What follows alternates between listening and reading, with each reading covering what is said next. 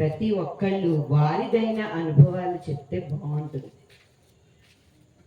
ఆ క్లాసులు అవన్నీ కూడా ఎన్నో ఛానల్స్లో ఉన్నాయి వీడియోస్ రూపంలో. కానీ పత్రి సార్ ఏమన్నారంటే ఆ పిఎంసి ఛానల్లో నాకు 1,00,000 మంది యొక్క అనుభవాలు కావాలి అని చెప్పారు. ధ్యానం చేస్తున్నాం మనం, వేల సంవత్సరాలుగా జన్మ తీసుకుంటూ మనం మనదైన మార్గంలో నడుస్తూ ఎన్నో అనుభవాలు పొందుతూ ఉన్నాం. మన అనుభవాలు కావాలి.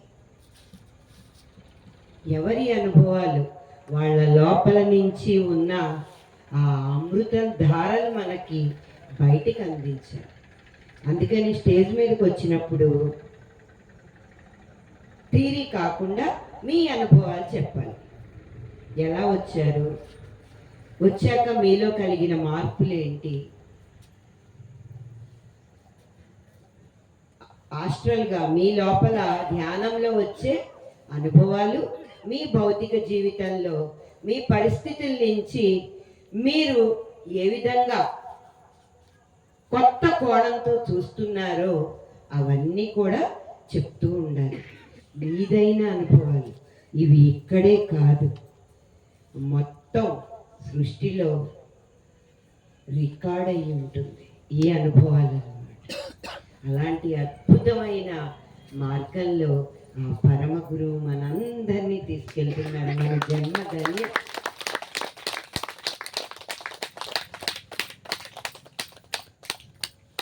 ఇప్పుడు 9 నుంచి వెంకటలక్ష్మి గారు ఆవిడ యొక్క ధ్యాన ప్రయాణాన్ని, ఆవిడ అనుభవాల్ని, అనుభూతుల్ని వివరిస్తారు. ఆ మేడంకి మనందరూ కరతాళ ధ్వనులతో స్వాగతం చెప్తాము.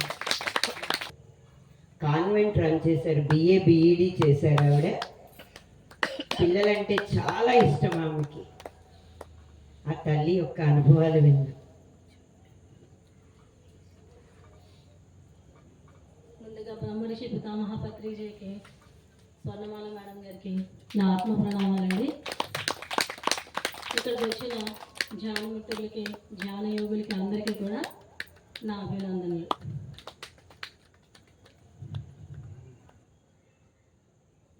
మేమండి తుమ్మిడిలో ధ్యాన ప్రచారానికి మేడం గారు 10 years బ్యాకే మా ఊరు వచ్చారు. అప్పుడు 40 days క్లాస్ జరిగింది, వెళ్ళామండి. 10 years బ్యాక్ అండి మాట. వెళ్ళాము, ధ్యానం చేసాము, వచ్చాము. మేడంతో పాటు 40 days క్లాసెస్ అన్నీ కంప్లీట్ అయిపోయింది. మళ్ళీ ఆ తర్వాత మళ్ళీ నా కాన్వెంట్ ఉండేది, మా పాపలు కూడా చిన్నపిల్లలు. ఇదంతే, అసలు ధ్యానం అంటే ఏంటో కూడా మర్చిపోయాం, అసలు తెలియదు. ఇంకా అయిపోయింది అక్కడితో. ధ్యానం చేసామనేది కూడా ఏమి కూడా గుర్తులేదు. ఆ తర్వాత మళ్ళీ ఇప్పుడు ఈ లాక్డౌన్ తర్వాత, కరోనా తర్వాత మళ్ళీ జూమ్ క్లాసెస్ అని స్టార్ట్ చేశారండి. అప్పుడు మళ్ళీ ధ్యానం రావడం, ఈ ధ్యానాన్ని అనుభూతి చెందడం కూడా జరిగిందమ్మా. అయితే ఈ అనుభవాలు మేడం ఎప్పుడు అడుగుతారు, చెప్పాలండి మీకు తెలిసింది ఎంతో కొంత అందరికీ చెప్తూ ఉండాలని. మేడం నాకు ఏ అనుభవాలు రాలేదు, కానీ ధ్యానం చేస్తాను, ధ్యానం అంటే ఇష్టం అదండి అని చెప్పేదండి. అనుభవాలు కదండి, మీరు రాకముందు ఎలా ఉన్నారు, వచ్చిన తర్వాత ఎలా ఉన్నారు, అది చెప్తే చాలు అన్నారు. సరేనండి. అయితే మేము నాన్ వెజ్ కూడా తింటూ ఉండేవాళ్ళం అండి. ఇలాగే మళ్ళీ నేను చెప్పాను కదా, కరోనా తర్వాత మళ్ళీ స్టార్ట్ చేసాము.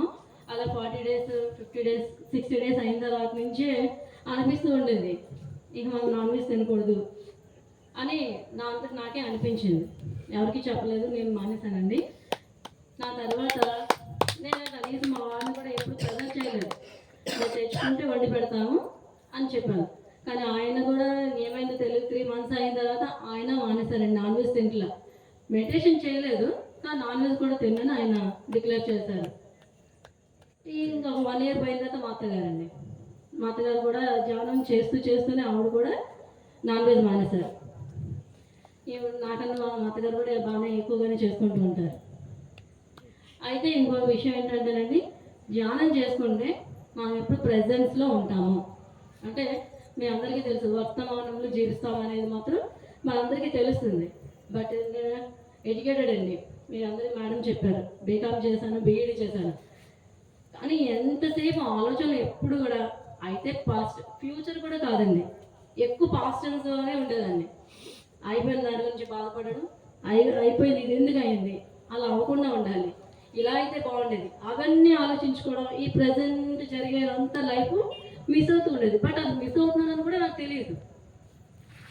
అయితే ఇప్పుడు ఈ ధ్యానంలోకి వచ్చిన తర్వాత మనం శ్వాస మీద ధ్యాస పెట్టినప్పుడు ప్రజెన్స్లో ఉంటామని ఎప్పుడైతే చెప్తున్నారో అది మాత్రం నేను ఫీల్ అయ్యాను.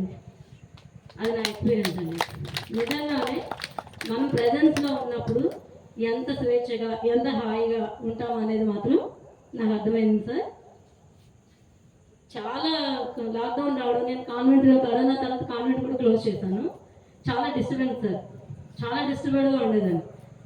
అలా అలా అలా అలా నేను ఈ ధ్యానంలోకి వచ్చిన తర్వాత మానసికమైన ప్రశాంతత అని మాత్రం వచ్చింది. అంటే నేను ఏం చేయాలి, నెక్స్ట్ నాదేంటి అనేది మాత్రం నాకు అర్థమైంది. అదండి ఒక చిన్న రీసెంట్గా అండి, మొన్న 2 months బ్యాక్ మా ఊర్లో 41 రోజుల ఇంటింటి ధ్యానం పెట్టామండి. మేడం అన్నారు, మీ ఊరు చాలా పెద్ద ఊరుంది, అయినా ఎవరు ఇంకా ధ్యానానికి రావట్లేదు, 10 years బ్యాకే మనం ఇంట్రడ్యూస్ చేసినా కానీ ఇంకా ధ్యానాలు అనేది పెరగలేదు మేడం, మన ఇంటింటికి తిరిగి ధ్యాన ప్రచారం చేద్దాం అన్నారండి.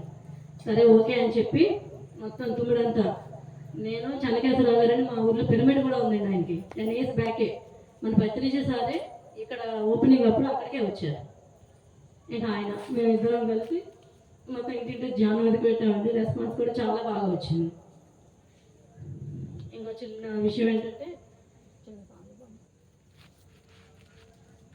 కేశవం కృష్ణ